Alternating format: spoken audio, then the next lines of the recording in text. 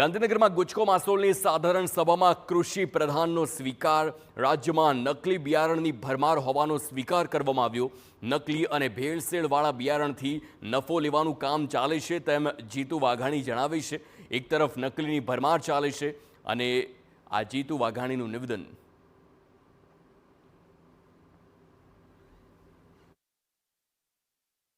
મને પાકો ભરોસો છે કે આપણે જ્યારે દેવા નીકળીએ છીએ ને ત્યારે ગામના બિયારણો કોઈ લેતા નથી। આપણા માટેની કેવી શ્રદ્ધા ઊભી કરી છે ને એના માટે અભિનંદન આપું છું।